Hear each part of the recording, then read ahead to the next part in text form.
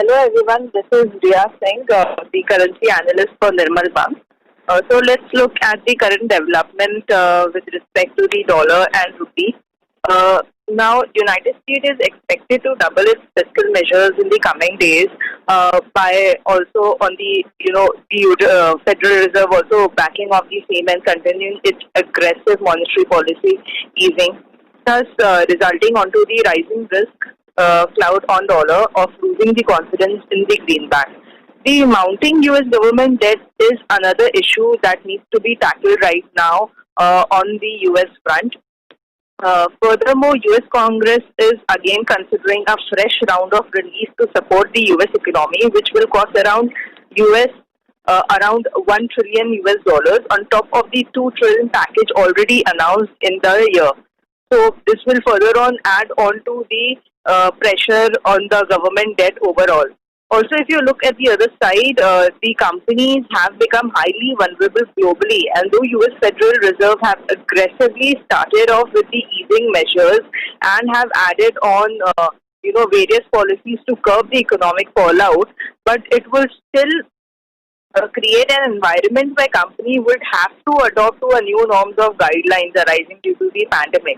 So the question that we must ask right now is what will be the decline into the dollar resultant? What will be the core reason for it? Obviously, we know that there has been a mounting pressure on the dollar in the current scenarios, and we are seeing the same into the dollar index. But will this furthermore continue, and what will lead this momentum? Will it be the bettering aspect of the economic activities, or will be there another chaos that will arise due to the overall expansion of the U.S.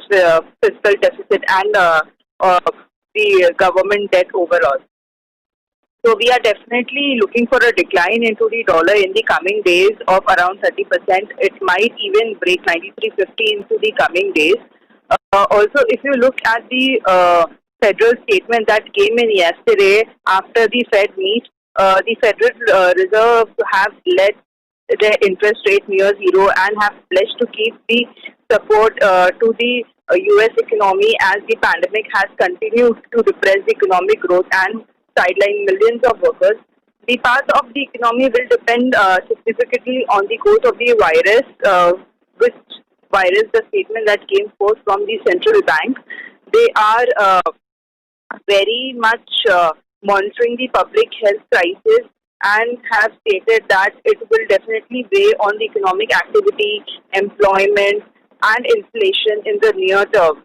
The Fed have stated a positive statement that it will continue to keep the rates near zero until the central bank is confident that the economy is picking up and is trying to achieve the employment rates back again, the price stability into the goods come forth again. So they will keep the rates same into the near future. Obviously, the picture of negative zero is something they are not considering right now. But yes, near zero rate is something that they will keep on doing it and are not very much enthusiastic about raising the interest rate anytime soon.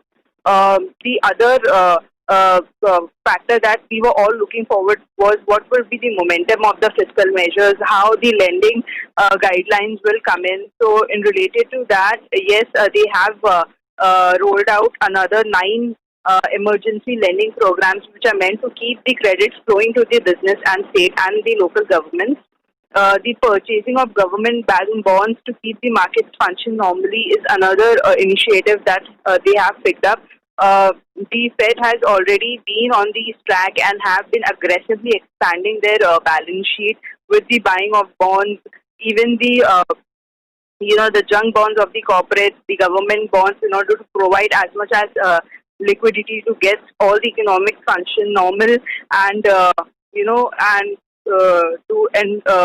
improve the borrowing and spending of the economy. The policymakers have made it very clear that they are unlikely to dial back any the support soon and have extended the same to keep the dollar funding readily available for foreign central banks as well through the March 2021.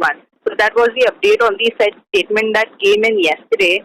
Now to talk specifically with respect to the rupee, the rupee has been in quite a range-bound year forth, and we are seeing horizontal channel pattern with the band range remaining between 75.50, 74.50 for the entire month of August, and will only pick up momentum if any of these level is reached. The FII inflows have been quite healthy for India. The amount around 4.9 billion of FII inflows we have witnessed in the last 3 months. Apart from that, the corporates have been very successful in raising dollars via stake sale. The RBI constant intervention have further added on to the positivity in the rupee, where they have taken the forest reserve to all-time high of around $516 billion.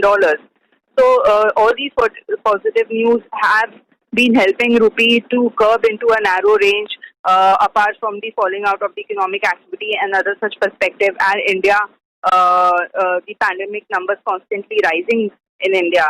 But the two major concerns that I like to point out with respect to the rupee will be the fiscal deficit. Fiscal deficit is quite a concern right now that we must focus on, because the budget that was set up, we are already through almost 60% of the budget in just the first few months of the fiscal year. So FY21 fiscal budget might expand. The set target is around 3.5% of the GDP, but it is likely to go further than that, with the government spending increasing due to the pandemic situation, and the need to raise the capital is still arising in order to aid into the COVID-19 situation.